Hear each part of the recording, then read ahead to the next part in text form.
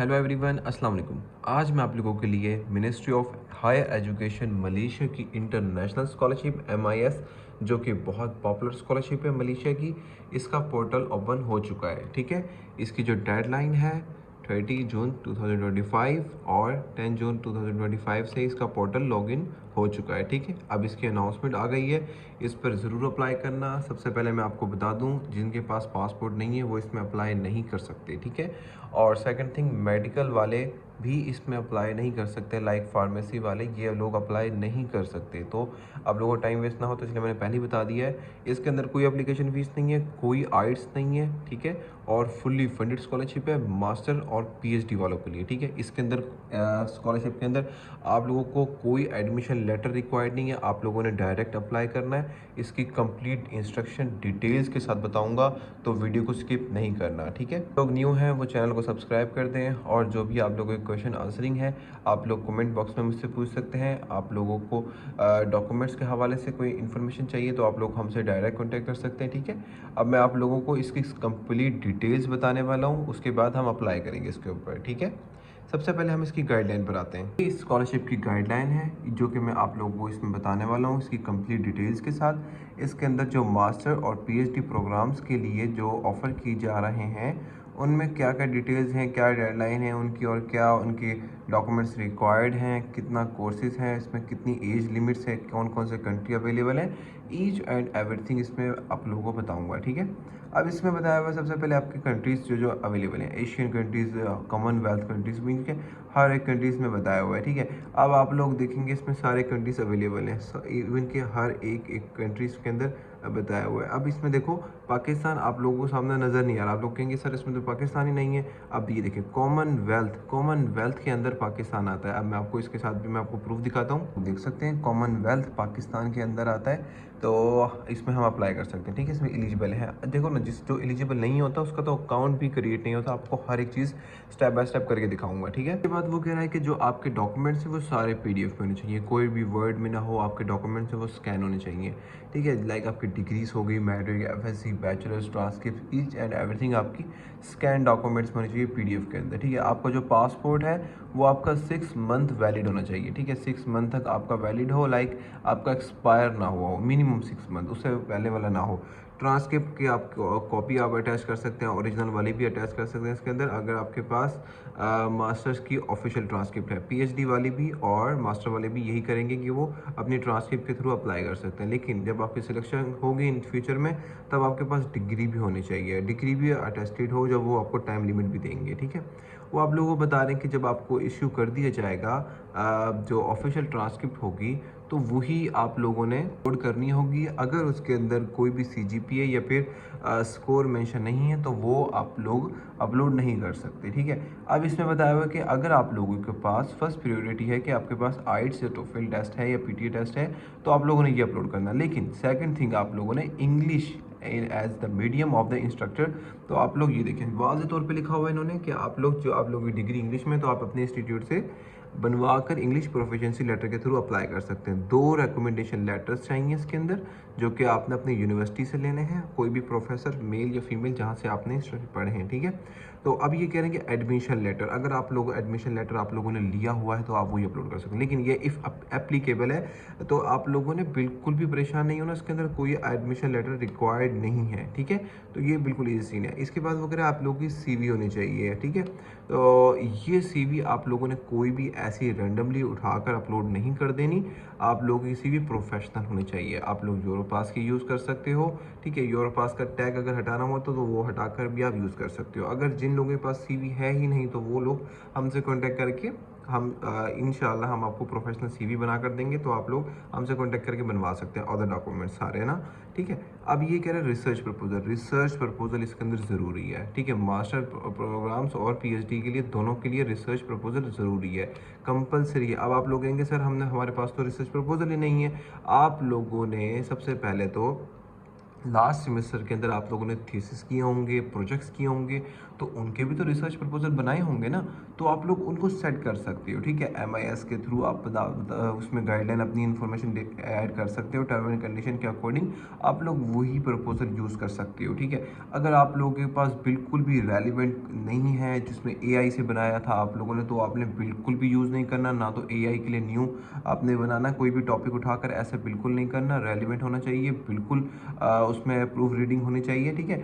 तो आप लोग को बिल्कुल भी नहीं है तो फिर भी आप लोग हमसे कांटेक्ट करके रिसर्च प्रपोजल बनवा सकते हैं, ठीक है। रिसर्च प्रपोजल में जो भी वर्ड काउंट है वो मैं आपको बताता हूँ कि क्या क्या रिक्वायरमेंट्स हैं। वो कह रहे हैं कि ऑल डॉक्यूमेंट्स आपके इंग्लिश में होने चाहिए, ठीक है। इंग्लिश में आपके ऑल डॉक्यूमेंट्स इंग्लिश में हो।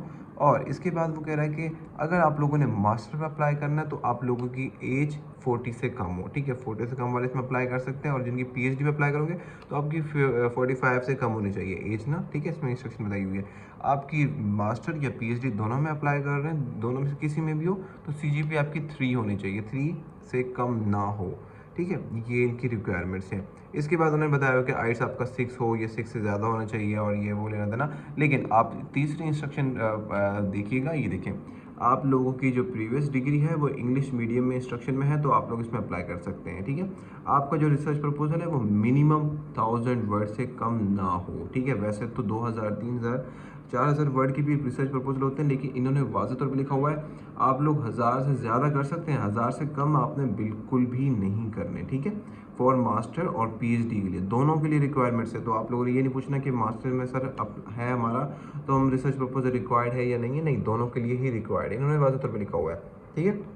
और सारे प्रोग्राम्स आपके फुल टाइम के लिए होंगे। इन्होंने यूनिवर्सिटीज़, जो पब्लिक यूनिवर्सिटीज़ हैं वो इन्होंने मेंशन की हुई है, तो आप लोग इस इंस्ट्रक्शन को देख लीजिएगा। प्राइवेट यूनिवर्सिटीज़ मेंशन की हुई हैं। इसके बाद इन्होंने बेनिफिट्स बताए हुए हैं, ठीक है। RM आपको 1500 दिए जाएंगे पर मंथ, ठीक है। पर मंथ के अकॉर्डिंग ये आपके बनते हैं 1 लाख रुपीज़, तो आपको पर मंथ 1 लाख रुपीज़ दिया जाएगा। और मंथली लिविंग अलाउंस वगैरह ETC, ये सारा कुछ इसी स्कॉलरशिप के अंदर आता है आपका, ठीक है। आपके जो स्टडी प्रोग्राम्स हैं, ये देखो साफ साफ वर्डिंग में बताया हुआ है इन्होंने। एजुकेशन वाले इसमें अप्लाई कर सकते हैं, आर्ट्स एंड ह्यूमैनिटीज़ वाले अप्लाई कर सकते हैं, social science and journalism and information वाले अप्लाई कर सकते हैं इसके अंदर। इसके अलावा बिजनेस एडमिनिस्ट्रेशन एंड लॉ वाले अप्लाई कर सकते हैं, ठीक है। ये सारे ऑलमोस्ट प्रोग्राम्स हैं इसके अंदर। नेचुरल साइंस एंड मैथमेटिक्स और स्टैटिक्स वाले अप्लाई कर सकते हैं। इंफॉर्मेशन कम्युनिकेशन टेक्नोलॉजीज़, और इसके अलावा इंजीनियर और मैन्युफैक्चरिंग एंड कंस्ट्रक्शंस वाले, एग्रीकल्चर और फॉरेस्ट्री, फिशर्स एंड वेटरनरी, ठीक है। Health and welfare not including, health and welfare वाले भी अप्लाई कर सकते हैं, but not including medicine and nursing and pharmacy, ठीक है। ये वाले अप्लाई नहीं कर सकते, ये 3 जो हैं।